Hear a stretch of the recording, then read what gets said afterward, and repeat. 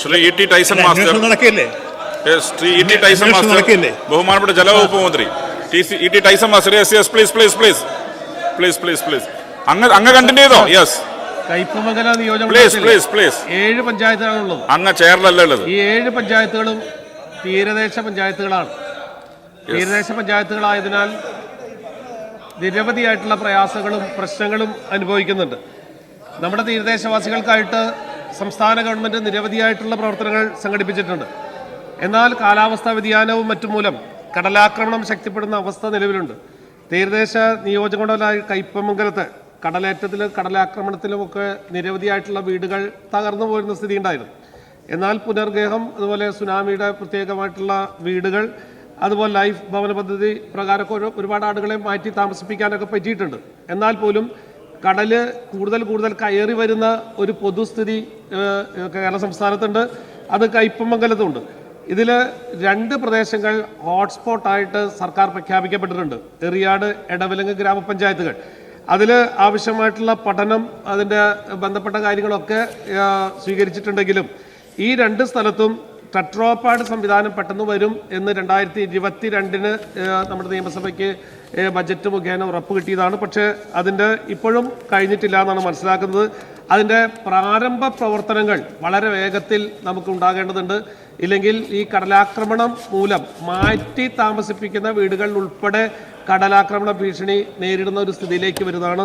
അതുകൊണ്ട് നമ്മുടെ ഈ 2 പഞ്ചായത്തുകളും, പ്രത്യേകിച്ച് റിയാഡ്, എടവിലങ്ങ്, അതുപോലെ തന്നെ ശ്രീനാരായണപുരം, കയ്പമംഗലം പഞ്ചായത്തുകളിൽ ആവശ്യം വേണ്ട ജിയോ ട്യൂബുകൾ ഉൾപ്പെടെ തന്ന് ഇവിടേക്ക് ജീവനും സ്വത്തിനും സംരക്ഷണം നൽകണമെന്ന് ഈ സമ്മേളനത്തിലൂടെ ഞാൻ ഉന്നയിക്കുകയാണ്.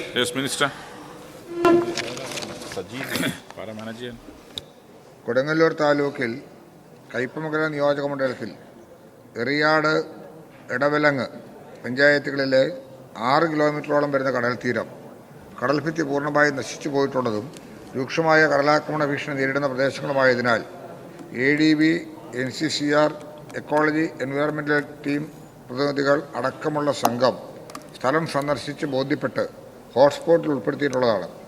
കയ്പമംഗലം നിയോജക മണ്ഡലത്തിലെ ഹോട്ട്സ്പോട്ടിൽ ഉൾപ്പെടുന്ന കൊടുങ്ങല്ലൂർ തീരസംരക്ഷണ പ്രവർത്തികൾക്കായി 23/5/2025 NCCR നിന്ന് ടെട്രോപാഡ് ഉപയോഗിച്ചുള്ള കടൽഭിത്തി നിർമ്മാണ പ്രവൃത്തിക്കുള്ള ഡിസൈൻ ലഭ്യമായതിൻ്റെ അടിസ്ഥാനത്തിൽ എറിയാട്, എടവിലങ്ങ് എന്നീ പഞ്ചായത്തുകളിൽ പ്രവർത്തിക്കു വേണ്ടി 328.65 കോടി രൂപയുടെ വിശദമായ പദ്ധതി രൂപേണ DPR തയ്യാറാക്കിയിട്ടുണ്ട്. ആദ്യമേൽ നടന്നുവരുന്ന പരിശോധന പൂർത്തിയാക്കി ഭരണാനുമതിക്കായുള്ള നടപടി സ്വീകരിച്ചു വരികയാണ്. ഹോട്ട്സ്പോട്ടിൽ ഉൾപ്പെടുന്ന പ്രദേശത്തെ തീരദേശ മണൊലിപ്പ് തടയുന്നതിനും തീരശോഷണ സംരക്ഷണം ഉറപ്പുവരുത്തുന്നതിനും മേൽ പ്രവൃത്തി ലക്ഷ്യമിടുന്നു.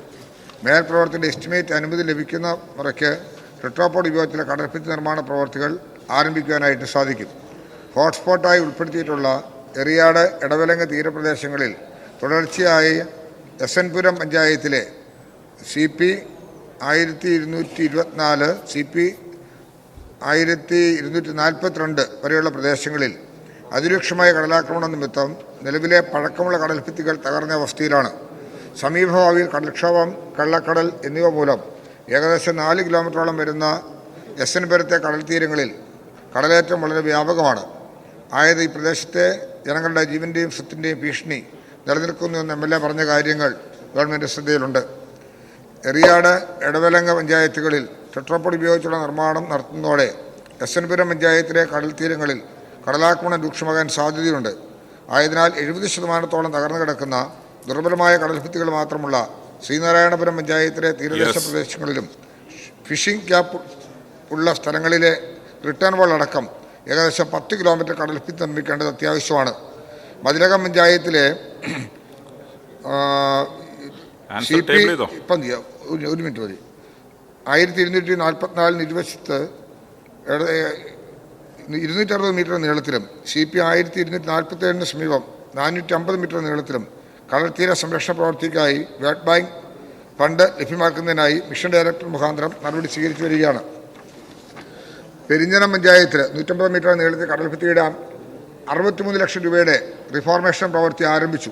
5 വർഷം പിന്നിട്ടിട്ടും പ്രവൃത്തി നടപ്പാക്കുന്നതിനുള്ള അനുകൂല സാഹചര്യം ഉണ്ടായിട്ടും പൂർത്തീകരിക്കുന്നതിന് വേണ്ടി ക്രിയാത്മക യാതൊരു നടപടിയും സ്വീകരിക്കാത്ത കരാറുകാരനെ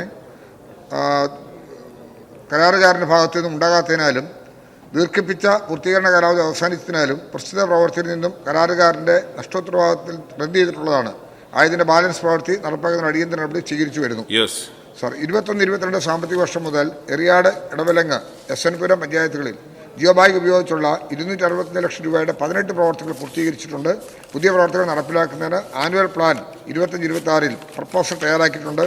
അതിൽ മുൻഗണന അനുസരിച്ച് തീർച്ചയായും അത്തരം കാര്യങ്ങൾ പരിശോധിക്കുന്നതാണ്. ഹോട്ട്സ്പോട്ടുകൾക്കായിട്ടുള്ളത് പ്രത്യേക പരിഗണനയിലുണ്ട്. ബഡ്ജറ്റിലൂടെ ആദ്യം പറഞ്ഞ വർക്കുകളാണ്. അത് അടിയന്തരമായി റിപ്പോർട്ട് ലഭിച്ചതിൻ്റെ പശ്ചാത്തലത്തിൽ തുടർ നടപടികൾ സ്വീകരിക്കുന്നതാണ്.